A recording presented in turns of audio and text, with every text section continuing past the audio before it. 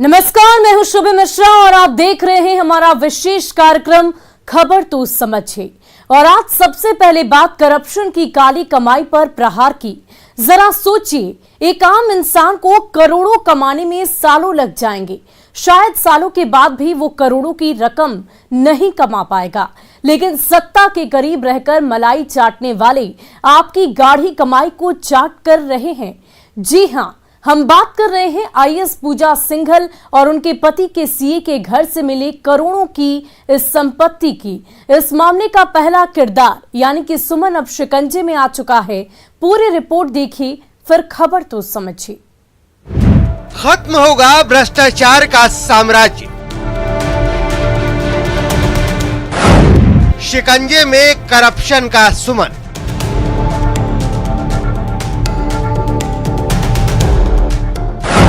पूजा सिंघल मामले में पहली गिरफ्तारी। अब सुमन उगलेगा खजाने का राज।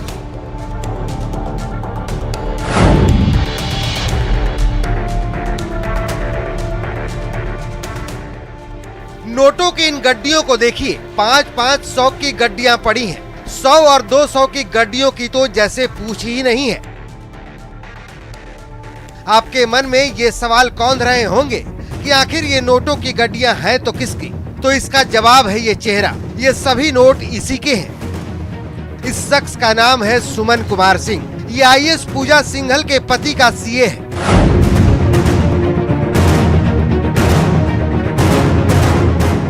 जिसके यहाँ शुक्रवार को घंटों ईडी ने छापेमारी की थी, जिसमें 17.5 करोड़ हार्ड कैश मिले थे। इस शख्स ने ईडी की टीम के सामने ये कबूल किया था कि ये सारे पैसे उसी के हैं। क्या कुछ हुआ था? 17 करोड़ रुपए कहाँ से आया ये पैसा? कहाँ से आया? इतना ह्यूज अमाउंट के पैसे की बरामदगी हुई है, कहाँ से हुई? ये सारे पैसे मेरे ही हैं। आपके पास इतना ज्यादा कैश, जब भारत सरकार कहता है 2 लाख से ज्यादा कैश नहीं रख सकते, तो आप कितना पैसा कहाँ से आया? एक्चुअली अभी 1 सप्ताह पहले का ही ये है। 1 सप्ताह पहले का ही ये है और रिसेंटली इसीलिए ना ही हमने इनकम टैक्स में ये किया है, ना ही वो क्या है वो इस असेसमेंट ईयर में करेंगे। नोटों की यही गड्डियां सुमन के गले की फांस बन चुकी हैं। पूजा सिंघल मामले में सुमन कुमार सिंह को गिरफ्तार कर लिया गया है। खनन एवं भू विज्ञान विभाग की सचिव और आईएएस अधिकारी पूजा सिंघल और उनके करीबियों के खिलाफ दूसरे दिन भी ईडी की कार्रवाई जारी रही। जांच के क्रम में शनिवार सुबह पूजा सिंघल के पति अभिषेक झा के रांची स्थित पल्स हॉस्पिटल पर ईडी ने धावा बोल दिया। करीब 36 घंटे से भी ज्यादा की अगर कहा जाए तो छापेमारी चलने के बाद अब पल्स अस्पताल से ईडी की टीम यहां से रवाना होती हुई नजर आ रही है। तमाम जो अधिकारी हैं, जो सुरक्षा कर्मी थे, सीआरपीएफ के जवान थे, वो यहां पर मुस्तैद थे और करीब 37 घंटे से ऊपर यहां पर छापेमारी की गई। कई दस्तावेजों को जब्त किया गया और कई चीजों को यहां से बरामद किया गया। बताया जा रहा है कि कई महत्वपूर्ण दस्तावेज थे जो कि आने वाले दिनों में कई लोगों के लिए मुश्किलात खड़े कर सकते हैं। तो ऐसे में देखना होगा ईडी की अगली कार्रवाई क्या होती है। वहीं जो सीए हैं, जो पूजा सिंघल और अभिषेक झा के बताए जा रहे हैं, उन्हें भी अब गिरफ्तार कर लिया गया है और अभी सदर अस्पताल भेजा गया है। और जाहिर तौर पर अब धीरे धीरे शिकंजा ईडी का कसता हुआ हमें नजर आ रहा है। पूजा सिंघल के पति अभिषेक झा के सीए सुमन कुमार को गिरफ्तार कर लिया गया है। शुक्रवार को सुमन के बड़े भाई को भी ईडी ने डिटेन किया था। अब उम्मीद है कि नोटों के खान और खजाने के अभी कई साझेदार बेपर्दा होंगे। दिल्ली से शंकर आनंद के साथ रांची से ओम प्रकाश की रिपोर्ट। और अब तक इस पूरे मामले में क्या कुछ हुआ है, इसकी पूरी जानकारी आपको देते हैं। मनरेगा मामले में ईडी ने कल देश भर में 20 ठिकानों पर एक साथ छापेमारी की थी। पूजा सिंघल के पति के सीए के घर से करीब 19 करोड़ 31 लाख रुपए कैश बरामद किए गए। पूजा सिंघल के पति के चार्टर्ड अकाउंटेंट के यहां से कई तरह के अहम दस्तावेज भी मिले हैं। ईडी ने पूजा सिंघल पर अवैध खनन के आरोपों पर छापेमारी की है और मनरेगा घोटाले में भी पूजा सिंघल पर संगीन आरोप लगे हैं।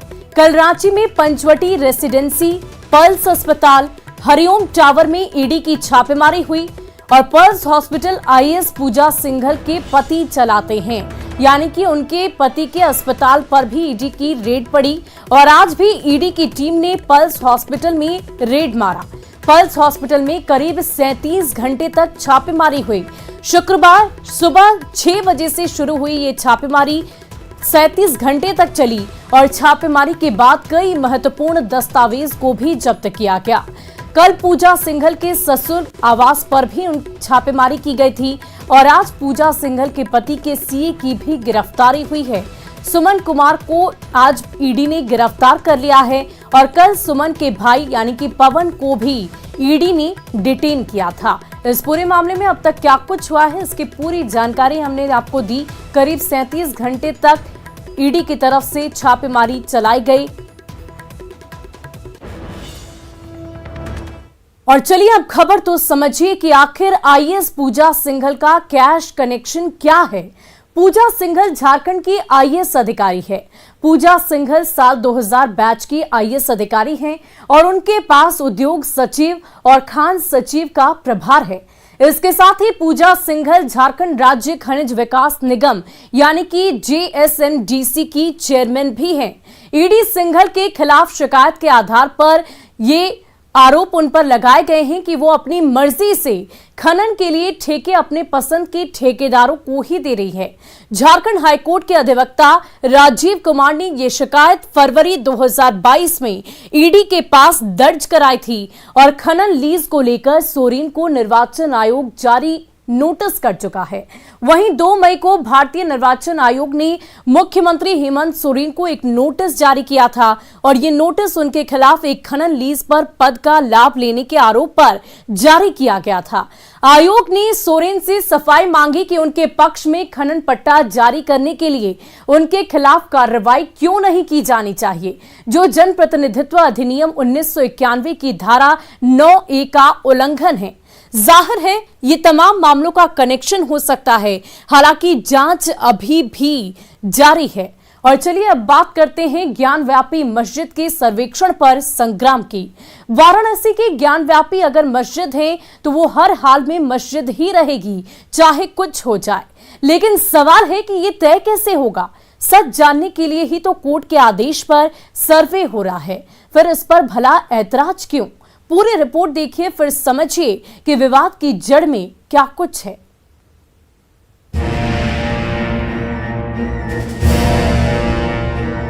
सर्वेक्षण को लेकर संग्राम क्यों?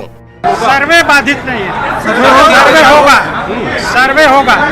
कोर्ट ने साफ कह दिया कि सर्वे होगा, सर्वे पर रोक नहीं है। ज्ञानवापी पर बेतुके बयान क्यों? टूल कोई दे रहा है तो वो बीजेपी दे रही है और संघ परिवार दे रही है। वो ये चाहते हैं कि वो जो नफरत का दौर था हमारे मुल्क में 1990 का, वो दोबारा इस मुल्क में दोहराने की कोशिश कर रहे हैं। सर्वे है जारी, नई जंग की तैयारी। भाई साहब आपका नाम क्या है? अब्दुल कलाम। क्या करने आए हैं? जी हम नमाज पढ़ने आए थे सर। तो क्यों नारेबाजी किए? नहीं, गलती हो गया, मुझसे गलती हो गया सर। कार में गया, गलती हो गई। जी हाँ। अब जाने अवकाशी में कश्मकश। जो विरोध कर रहे हैं निश्चित तौर से वो अराजक तत्व हो सकते हैं और ऐसी चीजें नहीं करनी चाहिए। सरकार का इसमें कोई रोल नहीं है, ये तो माननीय न्यायालय का आदेश है। 2 दिन और 2 तस्वीरें, दोनों ही विरोध की। इस भीड़ में मौजूद लोग विरोध करने आए हैं। विरोध भी उस कमिश्नर का जिनकी तैनाती अदालत की ओर से की गई है और जिम्मेदारी सौंपी गई है ज्ञानवापी का सर्वे करने की। इसी आशय पर हुआ और बहस हुई और इसका निर्णय माननीय न्यायालय ने सुरक्षित कर लिया है। उनको स्थापन न किया जाए, उनके स्थान पे अन्य कोई अधिवक्ता एडवोकेट कमिश्नर नियुक्त किया जाए। जब से सर्वे का काम शुरू हुआ है तब से ही विरोध प्रदर्शन जारी है। इस कार्रवाई को जहां AIMIM के प्रमुख असदुद्दीन ओवैसी ने कानून का उल्लंघन करने वाला बताया, वहीं मुस्लिम पक्ष ने कोर्ट कमिश्नर पर पक्षपात का आरोप लगाते हुए कोर्ट कमिश्नर को हटाने की मांग की है। प्रधानमंत्री को बोलना चाहिए कि उनकी सरकार कमिटेड है 1991 places of religious worship act के लिए। क्यों नहीं बोलते प्रधानमंत्री? क्यों नहीं बोलते देश के होम मिनिस्टर? कि जो एडवोकेट कमिश्नर हैं वो वाइज्ड हैं, हर तरह से पक्षपात कर रहे हैं, वो तटस्थ नहीं है, उनकी कार्रवाई संदिग्ध है। अतः ऐसी स्थिति में उनका परिवर्तन किया जाए। ज्ञानवापी मस्जिद और सिंगार गौरी के मामले में फिलहाल फैसला सुरक्षित है। मुस्लिम पक्ष की अर्जी पर सुनवाई करने के बाद कोर्ट ने फैसला सुरक्षित रख लिया। ज्ञानवापी मस्जिद में सर्वे के लिए नियुक्त कोर्ट कमिश्नर अजय कुमार मिश्रा अभी बने रहेंगे। मुस्लिम पक्ष की याचिका पर सुनवाई 9 मई को होगी। दोनों को उसी दिन स्पष्टीकरण जमा करना होगा। अब सवाल है कि आखिर ये विवाद क्या है। हिंदू पक्षकारों का दावा है कि मंदिर को तोड़कर मस्जिद बनाई गई है। यहाँ बजरंग बली की मूर्ति है, साथ ही अंदर गणेश जी की भी मूर्ति है। इसके अलावा दावा ये किया जा रहा है कि असली शिवलिंग ज्ञानवापी मस्जिद के तहखाने में छिपा है, जबकि अंजुमन इंतजामिया मस्जिद के सदस्य किसी प्राचीन कुएं और उसमें शिवलिंग के छिपे होने की धारणा को भी नकारते हैं। ऐसे में सवाल है कि जब नहीं है तो फिर डर किस बात की? अदालत ने जो जांच तय की है उस पर ऐतराज क्यों? Bureau report, news 18 network. और चलिए अब खबर तो समझिए कि ज्ञानवापी मस्जिद की विवाद की जड़ में आखिर है क्या। अदालत के आदेश पर ज्ञानवापी परिसर का सर्वे कराया जा रहा है। सर्वे को लेकर मुस्लिम पक्ष को काफी आपत्ति है। हिंदू पक्ष में मंदिर होने का दावा कर रहा है और दोनों पक्षों के अपने अपने दावे हैं। मान्यता यह है कि इस ज्ञानवापी मस्जिद का निर्माण मंदिर को तोड़कर किया गया था और इसी आधार पर हिंदू पक्ष इस पर अपना दावा जता रहा है।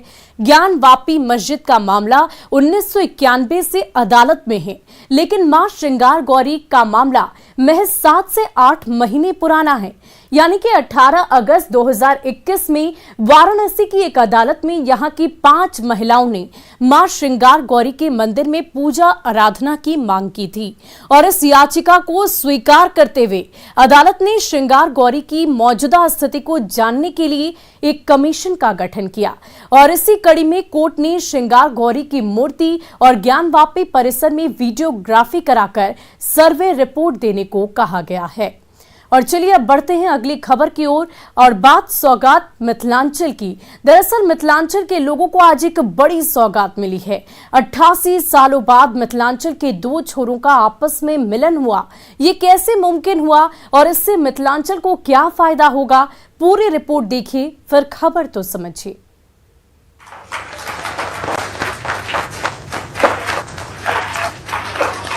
पुनः अनुरोध माननीय रेल मंत्री जी से तथा सभी विशिष्ट अतिथियों से कि कृपया हरी झंडी दिखाकर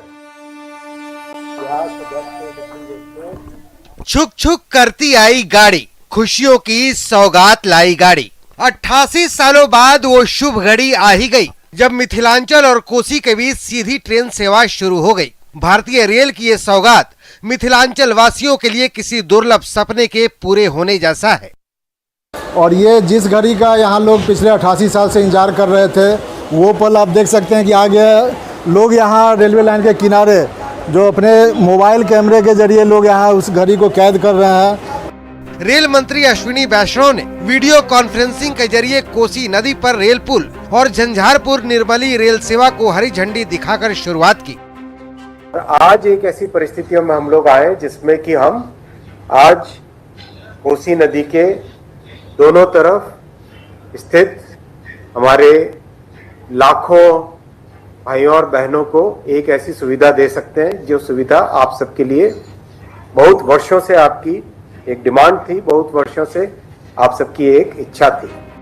साल 1934 के पहले इस रूट पर दरभंगा सहरसा के बीच रेलगाड़ी चला करती थी, लेकिन 1934 में आए भूकंप में कोसी नदी पर बना पुल क्षतिग्रस्त हो गया, जिसके बाद मधुबनी जिले के रेल यात्रियों को सुपौल और सहरसा जाने के लिए दरभंगा, समस्तीपुर और खगड़िया का चक्कर लगाना पड़ता था।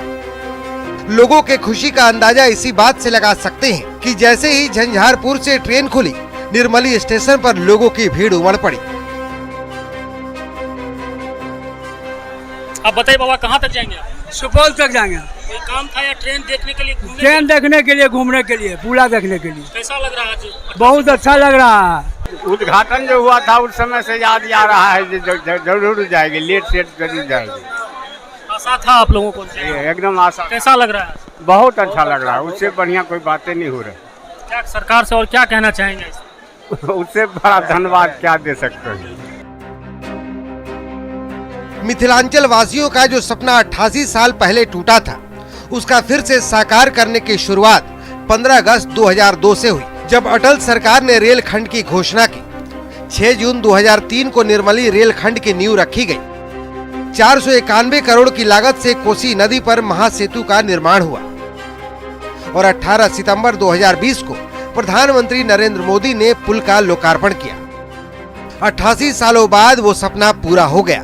जैसे ही झंझारपुर से चली ट्रेन निर्मली पहुंची, लोगों ने ताली बजाकर स्वागत किया। निर्मली स्टेशन पर ऐसी खुशी शायद ही कभी दिखी हो। लोगों के चेहरे की खुशी देखने लायक थी। चलने लगी है और मिथिलांचल के एकीकरण करने का आज स्वर्णिम दिन भी है। आज से मिथिलांचल पूरी तरीके से एक हो चुका है। यानी 57 के निर्माण के बाद सड़क मार्ग से मिथिलांचल एक हो गया था, लेकिन ट्रेन मार्ग से मिथिलांचल पूरी तरह से अलग था। लेकिन आज से मिथिलांचल पूरी तरीके से एकत्रित हो गया है। आप बताइए कैसा फील कर रहे हैं आप? सर हमको तो बहुत खुशी हो रहा है। जितना गांव हमारे गांव में है, मझौरा गांव हमारा पड़ता है, नज़दीक में है।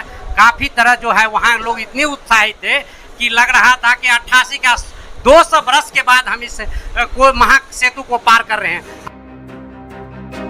रेलवे की इस महासौगात से क्षेत्र में विकास की गंगा तो बहेगी ही, अलग अलग पड़ चुके दो क्षेत्रों के लोग इससे करीब भी आ गए। इससे रिश्तेदारियां बढ़ेंगी, नैहर और ससुराल की दूरी घट जाएगी। न्यूज़ 18 के लिए सुपौल से अमित कुमार झा और मधुबनी के झंझारपुर से अमित रंजन की रिपोर्ट। अब आप ग्राफिक्स के जरिए समझिए कि कैसे 88 साल बाद रेल नेटवर्क से मिथिलांचल एक हो गया। तकरीबन 88 साल के बाद कोसी नदी के कारण ये दो हिस्सों में बटा मिथिलांचल रेल नेटवर्क से जुड़ गया है। ग्राफिक्स के जरिए हम आपको समझा रहे हैं कि कैसे मिथिलांचल के दो छोर एक हो गए हैं। कोसी नदी पर पुल न होने की वजह से एक से दूसरी तरफ जाने के लिए मौजूदा समय में लोगों को काफी लंबी दूरी तय करनी पड़ती थी। रेलवे पुल से ट्रेनों का परिचालन शुरू होने से अब लोग सीधी यात्रा कर सकेंगे। ग्राफिक्स में आप दो छोर देख पा रहे हैं। एक छोर पर झंझारपुर स्टेशन है, जबकि दूसरे पर निर्मली, और बीच में ये कोसी नदी की धारा बह रही है और उस पर पुल बना है, जिस पर ट्रेन सेवा आज से शुरू हो गई। इस पुल के शुरू होने से झंझारपुर से सहरसा की दूरी तकरीबन 100 किलोमीटर तक कम हो गई। अब मधुबनी वासियों को सुपौल सहरसा जाने के लिए दरभंगा, समस्तीपुर और खगड़िया का चक्कर नहीं लगाना पड़ेगा। फिलहाल इस रेलखंड पर प्रतिदिन 3 जोड़ी पैसेंजर ट्रेनों का परिचालन होगा। ये ट्रेनें लहरिया सराय से दरभंगा, सकरी, झंझारपुर, तमुरिया, निर्मली, सरायगढ़ और सुपौल होते हुए सहरसा तक जाएगी। तो वाकई मिथिलांचल वासियों के लिए ये एक बड़ी सौगात है। काफी दूरी अब कम हो जाएगी।